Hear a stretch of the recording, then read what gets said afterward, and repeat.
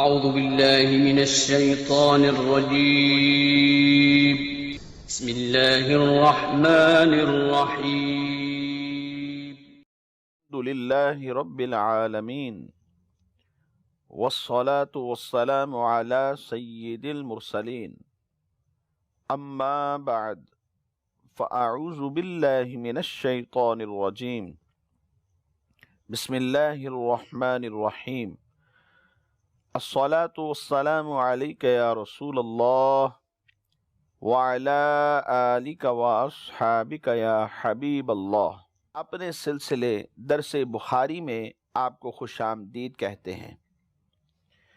ناظرین، گزشتہ سلسلے میں بخاری شریف کی پہلی حدیث مبارک جس میں نیت کا تذکرہ ہے، انما الاعمال بالنیات، کہ عملوں پر جو ثواب کا دار و مدار ہے یہ نیتوں پر ہوتا ہے، اس پر ہم گفتگو کر رہے تھے کہ نیت عادت اور عبادت کے درمیان فرق کرنے کے لیے آتی ہے۔ اسی طرح نیت دو عبادتوں میں فرق کر دیتی ہے۔ مثال کے طور پہ نماز ظہر کا وقت ہے، 4 رکعت نماز پڑھ رہے ہیں، تو یہ 4 رکعت نماز سنت مؤکدہ ہے یا 4 رکعت نماز یہ فرض ہے؟ ہماری نیت ان دونوں کے درمیان فرق کر دیتی ہے۔ نیت کرنے سے پتہ چلتا ہے کہ یہ جو 4 رکعت نماز پڑھی جا رہی ہے یہ سنت مؤکدہ ہے، اور پھر اس کے بعد 4 رکعت جو نماز پڑھی جا رہی ہے نیت کرنے سے پتہ چلتا ہے کہ یہ فرض پڑھے جا رہے ہیں۔ تو نیت دو عبادتوں میں فرق کر دیتی ہے کہ عبادت سنت ہے یا یہ نفل ہے یا فرض ہے۔ اسی طرح صوفیہ کرام نے یہ بھی ارشاد فرمایا کہ عمل کے اندر امتیاز پیدا کرنا مقصود کے ساتھ، کہ مقصد کیا ہے، عمل تو کیا جا رہا ہے، اس عمل کا مقصد کیا ہے، اس سے امتیاز پیدا ہو جائے گا۔ مثال کے طور پہ عمل کر رہے ہیں کس کا؟ عبادت کا، اور یہ عبادت کیوں کی جا رہی ہے، اس کا مقصد کیا ہے، کیونکہ ہر عمل کا کوئی نہ کوئی مقصد ضرور ہوا کرتا ہے۔ تو اب اس میں عبادت اس لیے کی جا رہی ہے تاکہ اللہ تبارک و تعالی ہم سے راضی ہو جائے، یہ عبادت کا گویا مقصد ہے۔ تو نیت کرنے سے اس عمل کے اندر امتیاز پیدا ہوگا مقصد کے ساتھ، اور مقصد کا تعلق ہماری نیت کے ساتھ ہوتا ہے کہ انسان نیت کا اظہار کرتا ہے یا دل میں خلوص نیت ہوتی ہے، اللہ تبارک و تعالیٰ کی رضا کے لیے عمل کیا جا رہا ہے، تو نیت ان باتوں سے فرق کر دیتی ہے۔ اور نیت ایسا علم ہے، ہمارے بزرگان دین رحمہم اللہ تعالی یہ تلقین کیا کرتے تھے کہ اس علم کو سیکھا جائے، یہ پراپر ایک علم ہے، اس علم کو سیکھنا چاہیے اور اس پر عمل کرنا چاہیے۔ جیسا کہ حضرت سفیان ثوری رحمۃ اللہ تعالی علیہ آپ یہ فرمایا کرتے تھے کہ ہمارے اسلاف کا یہ انداز تھا کہ جس طرح وہ پراپر ایک علم حاصل کرتے تھے، اسی طرح عمل کے لیے علم نیت کو بھی سیکھا کرتے تھے۔ تو ہمیں گویا کہ انہوں نے درس یہ دیا کہ تم علم نیت کو بھی سیکھو تاکہ تمہارے عمل کرنے کے اندر آسانی پیدا ہو سکے۔ حضرت سیدنا یحییٰ بن کثیر رحمۃ اللہ تعالی علیہ آپ فرمایا کرتے تھے کہ نیت کو سیکھو، یہ عمل سے زیادہ پختہ ہے۔ آپ اکثر یہ حدیث مبارکہ سنا کرتے ہیں کہ نیت المؤمن خیر من عملہ، مومن کی نیت اس کے عمل سے بہتر ہے۔ بسا اوقات ایک نیت ہی ہوتی ہے جو ایک چھوٹے سے عمل کو بہت بڑا کر دیتی ہے، اور بسا اوقات یوں بھی ہوتا ہے کہ انسان فقط نیت کرتا ہے، عمل نہیں کرتا، ابھی عمل نہیں کیا، صرف اس نے نیت ہی کی ہے، اس نیت پر ہی اسے اللہ تبارک و تعالیٰ کی بارگاہ سے اجر مل جاتا ہے۔ میں اس حوالے سے آپ کو ایک حدیث مبارک عرض کرتا ہوں. حدیث مبارک میں ہے کہ فرشتے جب بندے کا نامہ اعمال لے کر اللہ تبارک و تعالیٰ کی بارگاہ میں حاضر ہوتے ہیں تو اللہ تبارک و تعالیٰ ان سے ارشاد فرماتا ہے اس کے لیے ایسا ایسا ثواب لکھو. فرشتے عرض کرتے ہیں اس بندے نے یہ عمل تو کیا نہیں, تو اللہ تبارک و تعالیٰ ارشاد فرماتا ہے کہ اس نے نیت تو کی تھی. اب اس حدیث مبارک کو سامنے رکھے اور روایتیں ہمیں یہ بتاتی ہیں, علماء کرام اپنی کتابوں میں لکھتے ہیں کہ اس سے یہ پتہ چلتا ہے کہ جو شخص نیت کر لیتا ہے اگر وہ عمل نہ بھی کر سکا, اس کے اچھی نیت کی وجہ سے اللہ تبارک و تعالی اس کے نامہ اعمال میں اس کا اجر لکھنے کا حکم دے دیتا ہے. ایک شخص کے دل میں تڑپ یہ تھی کہ میں حج کروں, میں طواف کعبۃ اللہ کا شرف حاصل کروں, مجھے آب زمزم بھی وہاں جا کر پینا نصیب ہو, مقام ابراہیم پر مجھے نوافل پڑھنے کی سعادت نصیب ہو جائے, صفا و مروہ کی سعی بھی ملے, وقوف عرفات, وقوف مزدلفہ, مینا میں جانا نصیب ہو جائے. اور اسی طرح اس کی تڑپ یہ ہے, حسرت یہ ہے کہ میں نبی پاک صلی اللہ تعالی علیہ وآلہ وسلم کے دربار گوہربار پر پہنچوں اور وہاں جانا مجھے نصیب ہو جائے. یہ تڑپ ہے, اکثر اللہ کی بارگاہ میں یہ دعائیں کرتا رہتا ہے, لیکن موقع نہیں مل سکا یا زندگی نے وفا نہ کی. تو علماء فرماتے ہیں اس کا مطلب یہ ہوا حدیث مبارک کو اگر ہم سامنے رکھتے ہیں تو اس کی اچھی نیت کی وجہ سے کہ مال جمع کرنا شروع کر دیا, بس زندگی نے وفا نہیں کی اور یہ اس دنیا سے رخصت ہو گیا. کل بروز قیامت جب اس کا نامہ اعمال اس کے سامنے آئے گا تو وہاں حج لکھا ہوگا, وہاں عمرہ لکھا ہوگا, وہاں طواف لکھے ہوئے ہوں گے, وہاں حضور نبی علیہ السلام کی بارگاہ میں حاضری کا شرف لکھا ہوا ہوگا, فقط نیت کی وجہ سے. تو نیت سے انسان کو بسا اوقات وہ مل جاتا ہے کہ جو یہ خود حاصل کرنے کی طاقت نہیں رکھتا. جیسے بنی اسرائیل کا ایک واقعہ ہے کہ قحط پڑ گیا, ایک شخص اس زمانے میں ریت کے ایک ٹیلے کے پاس سے گزر کر جا رہا تھا. اس کے فقط دل میں یہ خیال گزرا, گویا اس نے ایک نیت کی. وہ نیت یہ تھی کہ اگر یہ سارا کھانا ہوتا, یہ ریت کا جو اتنا بڑا ٹیلا ہے یہ سارا کھانے کا ہوتا, غلہ ہوتا اور میری ملکیت ہوتا, تو میں اس سے لوگوں میں تقسیم کر دیتا. بس اس نے فقط یہ نیت کی اور وہاں سے چل دیا. اللہ تبارک و تعالی نے ان کے نبی علیہ السلام کی طرف وحی فرمائی کہ فلاں شخص سے فرما دیجئے کہ اللہ تبارک و تعالی نے تیرا صدقہ قبول فرما لیا ہے اور تیری اچھی نیت کو اللہ تبارک و تعالی نے شرف قبولیت سے نواز دیا ہے. اب ناظرین ذرا خود سوچئے, اس شخص نے فقط نیت کی ہے, اتنا بڑا ریت کا ٹیلا نہ اس کی ملکیت میں ہو, نہ یہ طاقت رکھتا ہو اور نہ ہی یہ اس کا ثواب حاصل کر سکے, فقط نیت کر لی. اس نیت کی وجہ سے اللہ تبارک و تعالی نے اس بندے کو وہ ریت کا ٹیلا اگر کھانا ہوتا اور یہ خیرات کرتا اور اس پر جو ثواب ملنا تھا وہ ثواب اللہ تبارک و تعالی نے اسے عطا فرما دیا.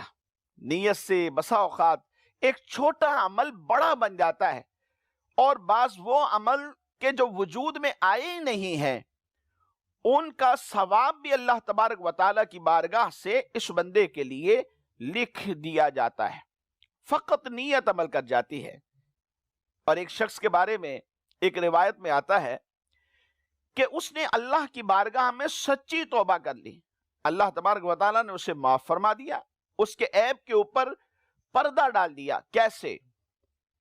حضرت عمر فاروق اعظم رضی اللہ تعالیٰ عنہ آپ ایک جگہ سے تشریف لے جا رہے تھے, سامنے ایک شخص کو آتے ہوئے دیکھا, اس کے ہاتھ میں ایک بوتل تھی, اس کے اندر شراب تھی. امیر المؤمنین عمر فاروق رضی اللہ تعالی عنہ نے اپنی فراست سے یہ جان لیا کہ یہ شراب ہے۔ جب وہ شخص قریب آیا تو آپ نے اس سے پوچھا کہ اے شخص یہ کیا ہے؟ جب اس نے امیر المؤمنین رضی اللہ تعالیٰ عنہ کو دیکھا تو ڈر گیا۔ اس بوتل کو اس نے اپنے کپڑوں میں چھپا لیا، اس کے اندر واقعی شراب تھی۔ اب یہ شخص چونکہ ڈر رہا تھا، شرمندگی بہت زیادہ تھی کہ اب عمر فاروق اعظم رضی اللہ تعالیٰ عنہ کو کیا جواب دوں گا؟ ایک تو میرے گناہ پر پردہ پڑا ہوا تھا، میری عزت ان کے سامنے اچھی تھی، آج رسوائی ہو جائے گی، شرمندگی ہوگی۔ اس نے حضرت عمر فاروق اعظم رضی اللہ تعالیٰ عنہ کو جواب دینے سے پہلے اللہ تعالیٰ کی بارگاہ میں سچی پکی توبہ کر لی کہ اللہ آج مجھے شرمندہ نہ کرنا، رسوا نہ کرنا۔ اللہ تبارک و تعالیٰ نے اس کے عیب پر پردہ پوشی کیسے فرمائی؟ سچی توبہ کرنے کے بعد کہتا ہے کہ یہ تو سرکہ ہے۔ جب اس بوتل کو نکالا گیا تو دیکھا گیا تو اللہ تبارک و تعالی کی طرف سے وہ شراب جو بوتل میں تھی وہ سرکے میں بدل چکی تھی۔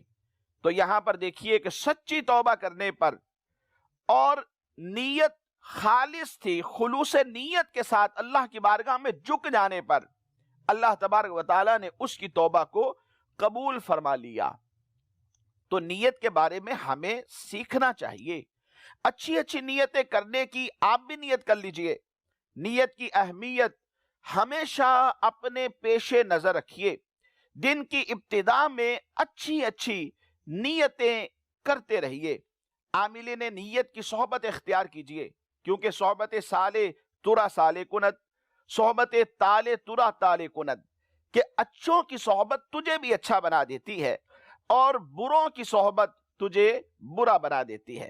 ایسے لوگوں کی صحبت اختیار کیجئے کہ جو اچھی اچھی نیتیں کرنے والے ہیں، جیسے امیر اہل سنت دامت برکاتہم العالیہ اپنے مدنی مذاکروں سے پہلے اچھی اچھی نیتیں بھی بیان فرمایا کرتے، ان کو سماعت کیجئے اور اپنی بھی عادت بنائیے کہ ہر عمل سے پہلے، نیک عمل سے پہلے، ایون کہ کھانا کھانے اور پانی پینے اور گھر کے لیے کچھ نہ کچھ اشیاء خرد و نوش لے جانے کے وقت بھی اچھی اچھی اگر نیتیں کریں گے تو انشاءاللہ جتنی نیتیں زیادہ ہوں گی ثواب بھی اتنا ہی بڑھتا چلا جائے گا۔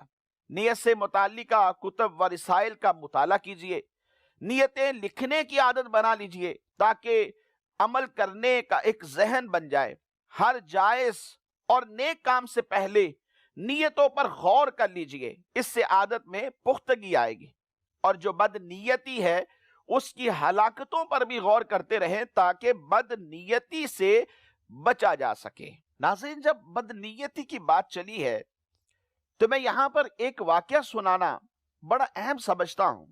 حضرت سیدنا عبداللہ بن عباس رضی اللہ تعالی عنہما فرماتے ہیں کہ ایک بادشاہ، ایک حاکم ایک بار اپنی سلطنت کا دورہ کرنے کے لیے بیس بدل کر گھر سے نکلا۔ اس دوران ایک شخص کے پاس اس نے قیام کیا۔ وہ شخص جانتا نہیں تھا کہ یہ بادشاہ ہے، یہ حاکم ہے۔ وہاں پر جب اس نے قیام کیا تو میزبان نے شام کو اپنی گائے کا دودھ دوہا۔ بادشاہ یہ دیکھ کر حیران رہ گیا کہ اس ایک گائے نے 30 گائے جتنا دودھ دیا ہے۔ اللہ اکبر! بس پھر کیا تھا، دل میں میل آ گیا، نیت یہ کی کہ میں ان قریب اس سے یہ گائے لے لوں گا، کسی نہ کسی طریقے سے چھین لوں گا۔ دوسرے روز شام کو پھر وقت آ گیا اور دودھ دوہا گیا۔ جب اس کا دودھ دوہا تو بادشاہ یہ دیکھ کر حیران رہ گیا کہ آج 30 کی بجائے 15 گائے کا دودھ نکلا ہے۔ بادشاہ حیران تھا، اس لڑکے سے پوچھا کہ ایسا کیوں ہوا؟ کل 30 گائے جتنا دودھ دیتی ہے اتنا دودھ دیا تھا اور آج 15 جتنا ہو گیا۔ تو وہ شخص کہنے لگا، محسوس یہ ہوتا ہے کہ ہمارے حاکم نے اپنی رعایا کے ساتھ ظلم کی نیت کر لی ہے، جس کی نحوست کی وجہ سے آج یہ دودھ آدھا رہ گیا ہے۔ اللہ اکبر! جب بادشاہ ظالم ہوتے ہیں، جب حاکم کی نیت بری ہوتی ہے، ظلم کرنے کا ارادہ ہوتا ہے تو برکتیں ختم ہو جاتی ہیں۔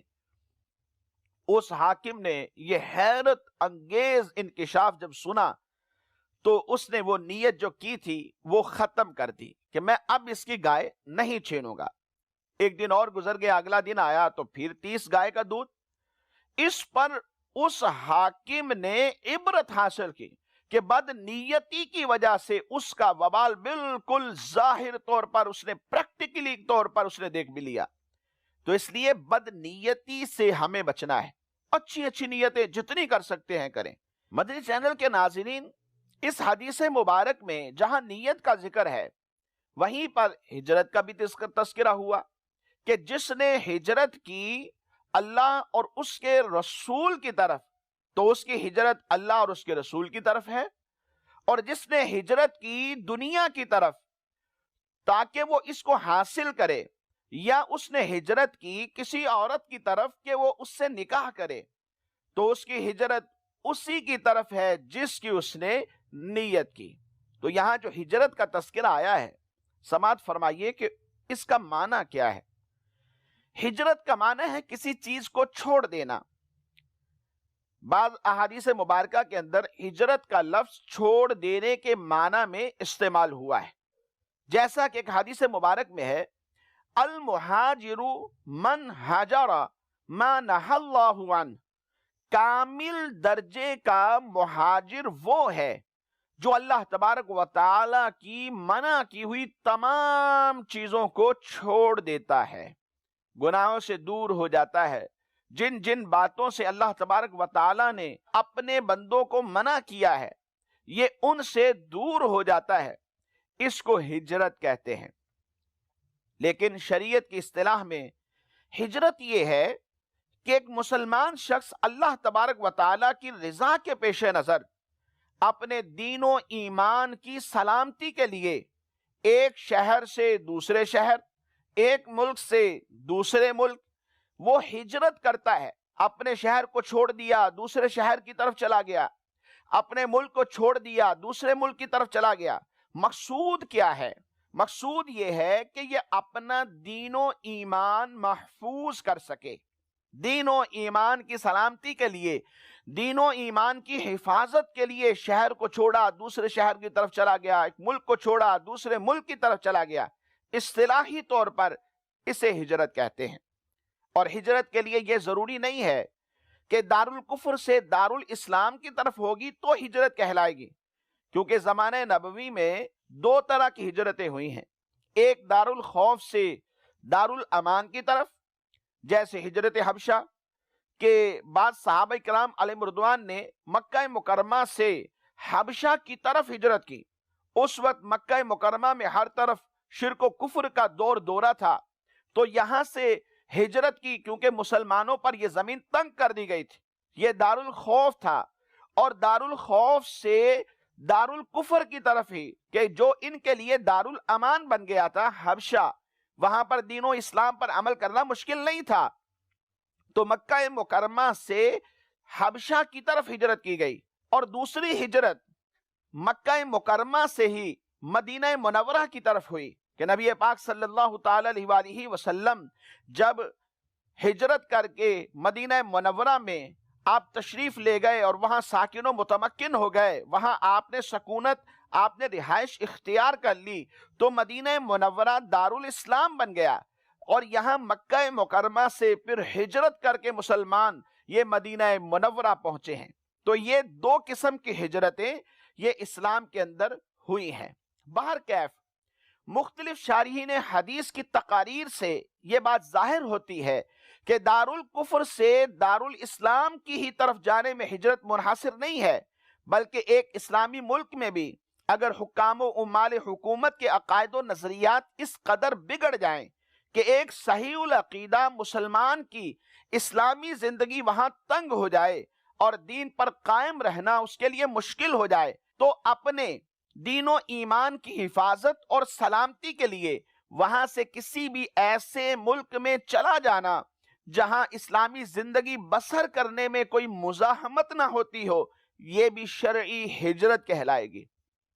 اسی طرح اگر کسی دارالکفر میں مسلمان کو اپنے دین و ایمان پر قائم رہنا مشکل نظر آتا ہو اور اس کے قریب ہی کوئی ایسا دارالکفر ہو جو اتنا ظالم و جابر نہ ہو بلکہ وہاں مسلمانوں کو اپنے اسلامی احکام پر عمل کرنے سے روکا نہ جاتا ہو، تو معلوم یہ ہوا کہ دین و اسلام پر قائم رہنا، اپنے دین و اسلام کو محفوظ رکھنا وہاں مشکل نہیں ہوگا۔